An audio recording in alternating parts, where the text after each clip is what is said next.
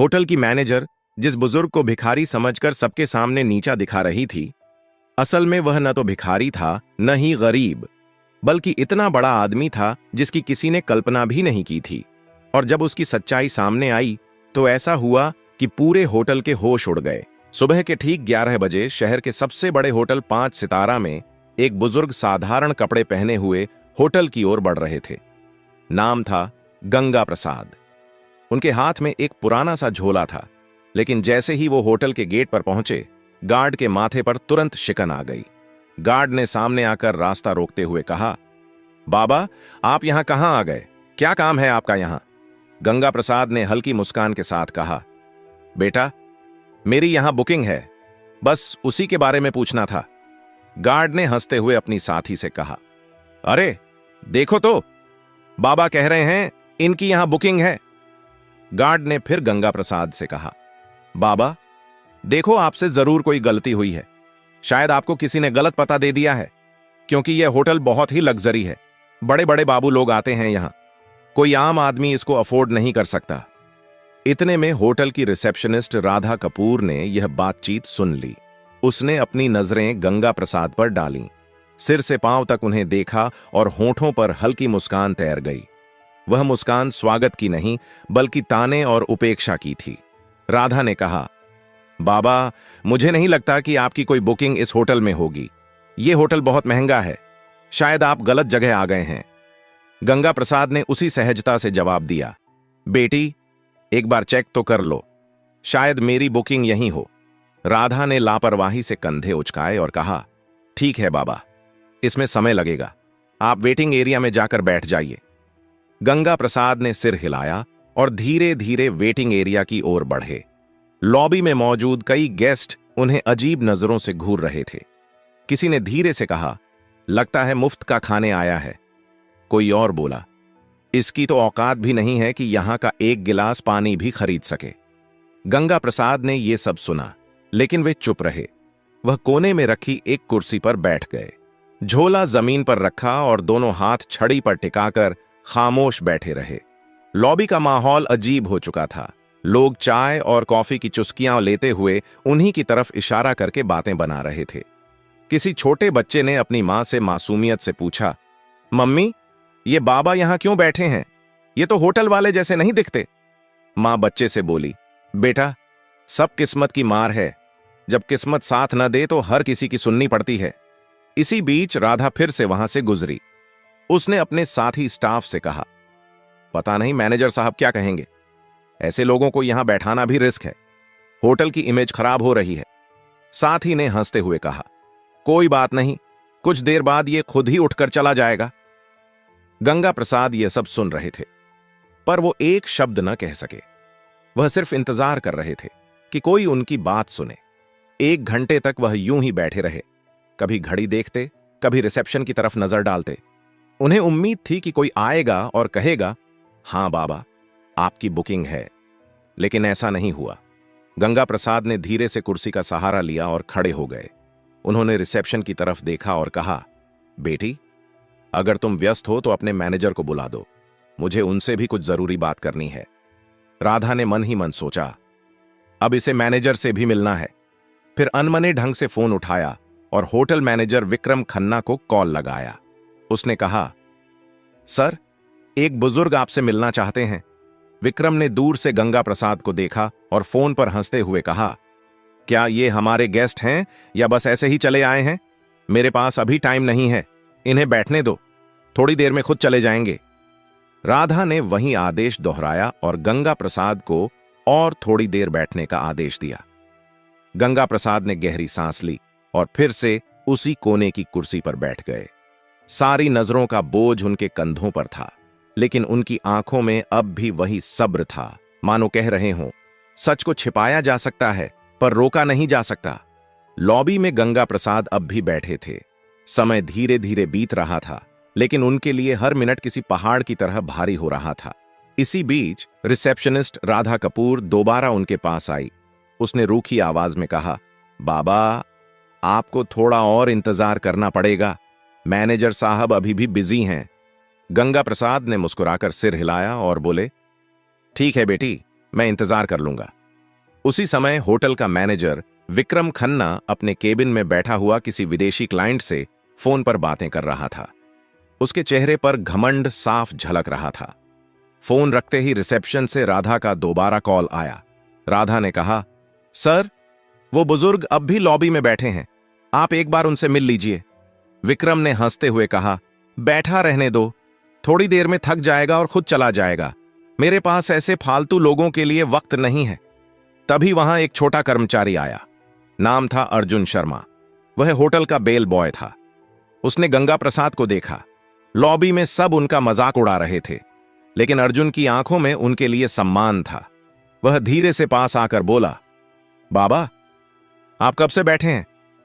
क्या किसी ने आपकी मदद नहीं की? गंगा प्रसाद ने मुस्कुराकर उसकी ओर देखा और कहा, बेटा, मैं मैनेजर से मिलना चाहता हूं, पर लगता है वो व्यस्त हैं। अर्जुन का चेहरा कस गया। वह बोला, बाबा, आप चिंता मत करो, मैं अभी उनसे बात करता हूं। गंगा प्रसाद ने सिर हिलाया।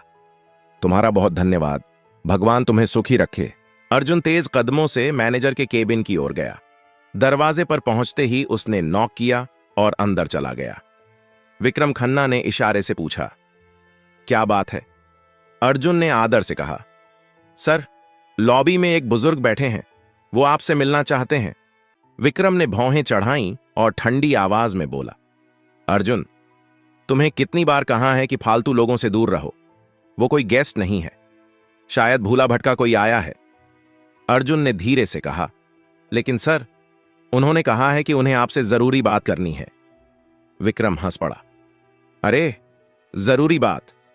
तुम्हें अंदाजा भी है यहां कितने करोड़ का कारोबार होता है, और तुम मुझे ऐसे बाबा से मिलवाना चाहते हो? अर्जुन चुप रहा, लेकिन अंदर से दुखी था। उसने सोचा, इंसान को उसकी शक्ल देखकर कैसे ठुकराया जा सकता है? क्या बड़े पद पर बैठने से किसी को इंसानियत भूल जानी चाहिए? विक्रम ने सख्त आवाज में कहा, अर्जुन, तुम अपना काम करो, यह मामला तुम्हारे बस का नहीं है। अर्जुन ने सिर झुकाया और बाहर चला आया। लॉबी में लौटते ही उसने गंगा प्रसाद की ओर देखा। उनकी आंखों में धैर्य अब भी था। अर्जुन उनके पास बैठ गया और बोला, बाबा, मैंने कोशिश की, लेकिन मैनेजर साहब अभी नहीं मिलना चाहते। गंगा प्रसाद ने मुस्कुराकर उसके कंधे पर हाथ रखा और बोले, कोई बात नहीं बेटा, तुमने कोशिश की, यही मेरे लिए काफी है। अर्जुन की आंखें भर आईं। उसे महसूस हुआ कि यह बुजुर्ग कोई आम इंसान नहीं है। उनकी सादगी में एक अजीब सी ताकत छिपी थी। लॉबी का माहौल अब और भी भारी हो चुका था। लोगों के ताने और ठहाके, गंगा प्रसाद की खामोशी और अर्जुन की बेचैनी सब मिलकर एक अजीब तस्वीर बना रहे थे। करीब 1 घंटा बीत चुका था। गंगा प्रसाद अब भी उसी कुर्सी पर बैठे थे। उन्होंने धीरे से आंखें बंद कीं और सोचा, धैर्य रखना ही असली ताकत है। लेकिन अब समय आ गया है कि सच्चाई सामने आए। होटल की घड़ी ने 12:30 बजाए। गंगा प्रसाद अब और चुपचाप बैठ नहीं पाए।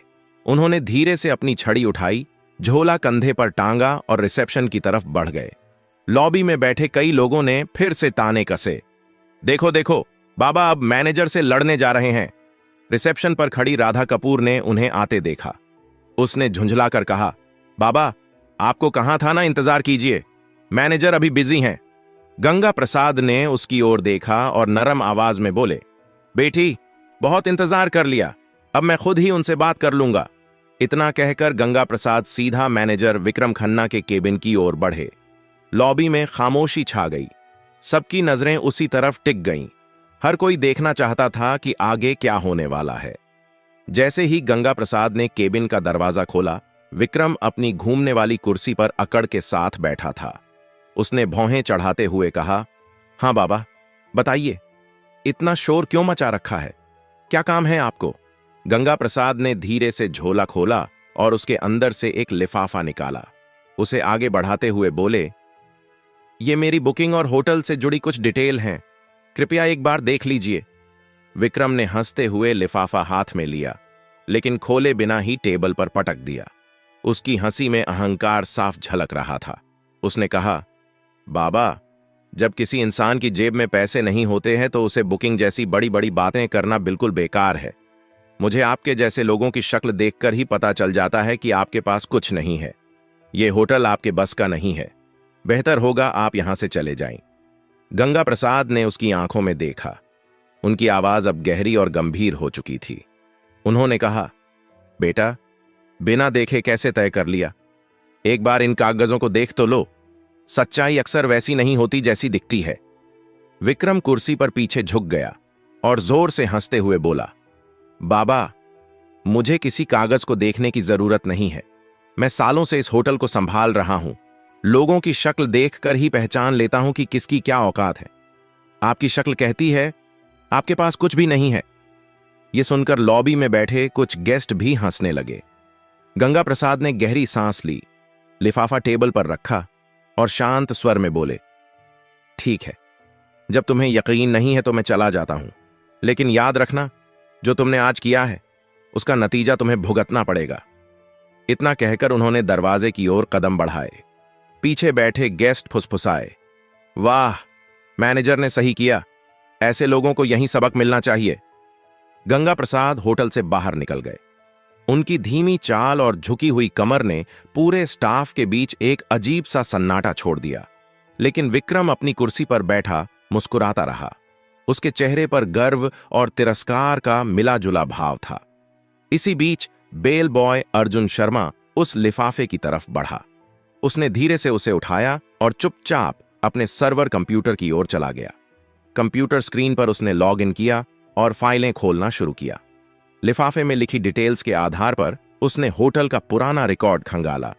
कुछ ही देर में उसकी आंखें चौड़ी हो गईं। स्क्रीन पर जो जानकारी थी उसने अर्जुन को हिलाकर रख दिया।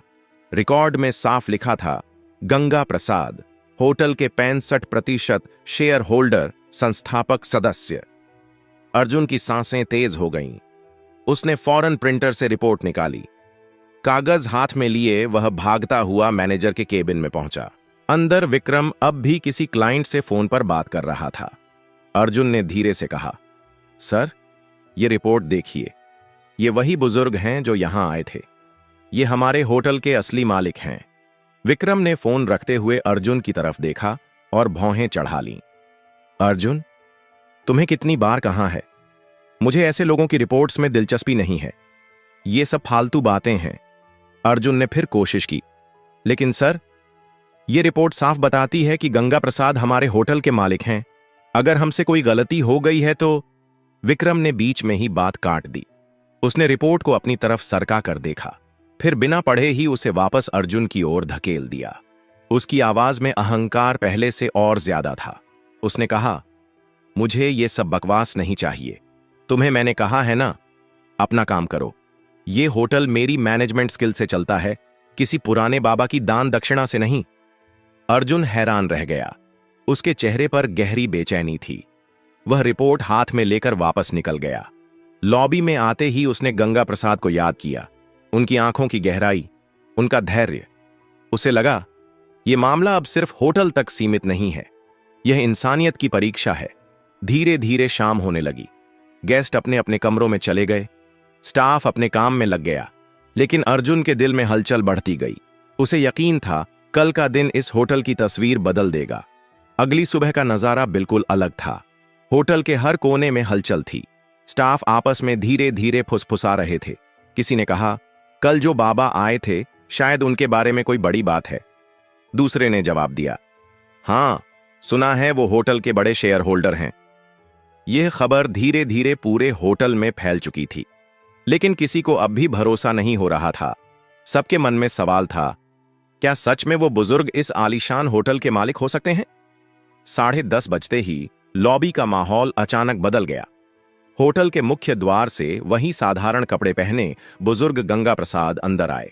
लेकिन इस बार वो अकेले नहीं थे। उनके साथ एक सूट बूट पहना अधिकारी था, जिसके हाथ में काले रंग का ब्रीफकेस था। सभी की नजरें एक ही पल में उसी दिशा में टिक गईं। गार्ड, रिसेप्शनिस्ट, वेटर, सब सन्नाटे में खड़े रह गए। कल जिन्हें सबने अनदेखा किया था, आज वही शख्स होटल में किसी सम्राट की तरह प्रवेश कर रहे थे। गंगा प्रसाद ने सीधे हाथ से इशारा किया, मैनेजर को बुलाओ। आवाज में अब कोई नरमी नहीं थी, बल्कि एक आदेश की कठोरता थी। थोड़ी ही देर में विक्रम खन्ना बाहर आया। उसके चेहरे पर हल्की घबराहट थी, लेकिन अहंकार अब भी बाकी था। वह आधा मुस्कुराकर बोला, जी बोलिए बाबा, आज फिर आ गए? गंगा प्रसाद ने उसकी आंखों में देखा और ठंडी आवाज में कहा, विक्रम खन्ना, मैंने कल ही कहा था, तुम्हें अपने कर्मों का नतीजा भुगतना पड़ेगा। आज वो दिन आ गया है। विक्रम सकपका गया। उसने हंसी में बात टालने की कोशिश की। गंगा प्रसाद के साथ आए अधिकारी ने ब्रीफकेस खोला, उसमें से मोटी फाइल निकाली और सबके सामने टेबल पर रख दी। उसने जोर से कहा, ये डॉक्यूमेंट्स साफ बताते हैं, इस होटल के 65% शेयर गंगा प्रसाद के नाम पर हैं, असल मालिक वही हैं। पूरा स्टाफ स्तब्ध रह गया। राधा कपूर के हाथ कांपने लगे। लॉबी में मौजूद गेस्ट्स ने एक दूसरे को देखा और फुसफुसाए, ये तो सच में मालिक हैं, हमसे कितनी बड़ी भूल हो गई। गंगा प्रसाद ने अपनी छड़ी जमीन पर टिका दी। उनकी आवाज अब तेज और दृढ़ थी। विक्रम खन्ना, आज से तुम इस होटल के मैनेजर नहीं रहोगे। तुम्हारी जगह अब अर्जुन शर्मा इस पद को संभालेगा। विक्रम गुस्से से कांपते हुए बोला, आप होते कौन हैं मुझे हटाने वाले? ये होटल मैं सालों से चला रहा हूं। गंगा प्रसाद गरजते हुए बोले, ये होटल मैंने बनाया है, इसकी नींव मेरी मेहनत से रखी गई थी। मैं चाहूं तो तुम्हें एक पल में बाहर का रास्ता दिखा सकता हूं, पर दंड स्वरूप तुम्हें फील्ड का काम दिया जा रहा है। अब वही काम करो जो तुमने दूसरों से करवाया है। गंगा प्रसाद ने अर्जुन को पास बुलाया। उन्होंने उसके कंधे पर हाथ रखते हुए कहा, तुम्हारे पास धन नहीं था, लेकिन दिल में इंसानियत थी।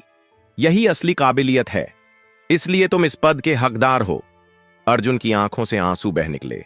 वह भावुक होकर बोला, साहब, मैंने तो बस इंसानियत निभाई थी। गंगा प्रसाद मुस्कुराए, यही सबसे बड़ी योग्यता है बेटा। फिर उन्होंने रिसेप्शनिस्ट राधा कपूर की ओर देखा। उनकी नजर इतनी कठोर थी कि राधा कांप गई। गंगा प्रसाद बोले, राधा, तुम्हारी यह गलती पहली है, इसलिए तुम्हें माफ कर रहा हूं, लेकिन याद रखना, इस होटल में कभी किसी को उसके कपड़ों से मत आंकना। हर इंसान की इज्जत बराबर है। राधा ने हाथ जोड़ लिए और रोते हुए कहा, मुझे माफ कर दीजिए, आगे से ऐसा कभी नहीं होगा। गंगा प्रसाद ने चारों तरफ देखा और ऊंची आवाज में कहा, सुन लो सब लोग, यह होटल सिर्फ अमीरों का नहीं है। यहां इंसानियत ही असली पहचान होगी। जो भी अमीर गरीब का फर्क करेगा, वो इस जगह पर रहने लायक नहीं होगा। लॉबी में मौजूद गेस्ट्स ने जोरदार तालियां बजाईं। हर कोई गंगा प्रसाद को सम्मान की नजरों से देख रहा था। जो कल तक उन्हें तुच्छ समझ रहे थे, आज वही उनके आगे झुक गए। गंगा प्रसाद ने अंत में कहा, असली अमीरी पैसे में नहीं, सोच में होती है। अगर सोच बड़ी हो तो इंसान खुद ही बड़ा बन जाता है। इतना कहकर वह अधिकारी के साथ होटल से बाहर निकल गए। पीछे खड़े स्टाफ और गेस्ट्स देर तक उनकी ओर देखते रहे और मन ही मन सोचते रहे, मालिक ऐसा होना चाहिए जो दूसरों को उनकी इंसानियत से पहचाने, ना कि उनके कपड़ों से। उस दिन के बाद होटल का माहौल पूरी तरह बदल गया। स्टाफ अब हर गेस्ट के साथ सम्मान से पेश आता। लोग कहते, गंगा प्रसाद ने सिर्फ होटल नहीं बनाया, बल्कि इंसानियत की नींव भी रखी है।